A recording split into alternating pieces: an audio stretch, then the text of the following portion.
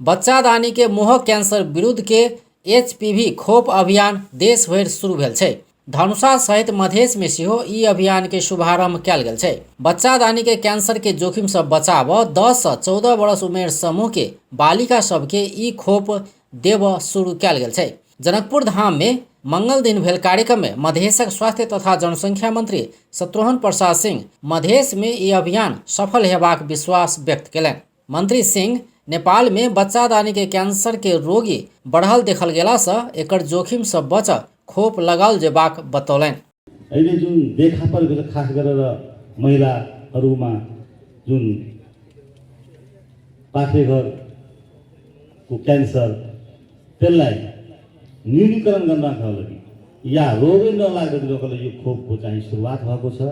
मलाई लाग्छ कि हाम्रा देशका सम्पूर्ण चिकित्सक अगुवा पत्रकार मित्र यसलाई गम्भीरतापूर्वक लिनुभएको छ। कार्यक्रम में मधेश स्वास्थ्य विज्ञान प्रतिष्ठान के रेक्टर डॉक्टर राम नरेश पंडित ई भ्याक्सिन महिला सबक लेल वरदान रहल बतौलनि। धेरै क्यान्सरहरू छन् जसका इलाज र त्यसबाट बच्ने उपाय बाहेक अरू केही छैन, तर यसका यो HPV भ्याक्सिन जुन छ त्यो सर्भाइकल क्यान्सरको लागि कुनै नदिने किसिमको भ्याक्सिन हो। त्यसकारण यो महिलाहरूको लागि वरदानको रूपमा मान्न सकिन्छ। दोस्रो कुरा, हाम्रो सरकारले जुन सर्भाइकल क्यान्सरको स्क्रिनिङ प्रोग्रामहरू राखेको छ, यदि हामीले अर्ली स्टेजमा त्यसलाई डायग्नोज गर्यौँ भने 100% क्युरेटिभ।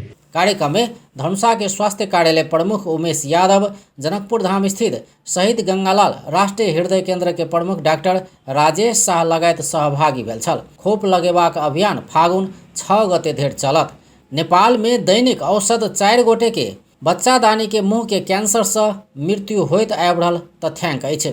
विश्व में हरेक बरस 5,70,000 महिला सबके बच्चादानी के मुँह के कैंसर होइत आबि रहल छै। ई संख्या सन 2030 धरि में 7 लाख धरि पहुँचबाक अनुमान कयल गेल छै। तथ्यांक अनुसार वही में से 3,11,000 महिला के मृत्यु होइत आबि रहल छै।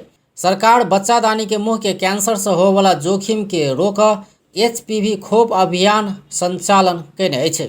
देश भरक विद्यालय में अध्ययनरत कक्षा 6 से 10 धरिक छात्रा आ विद्यालय बाहर रहल 10 से 14 वर्ष उमेर के 16,88,768 किशोरी सबके ई खोप देबाक लक्ष्य लेल गेल छै। खोप सुरक्षित आ प्रभावकारी भेला से निचेन भऽ कऽ लगाबऽ सरकार अनुरोध केने अछि।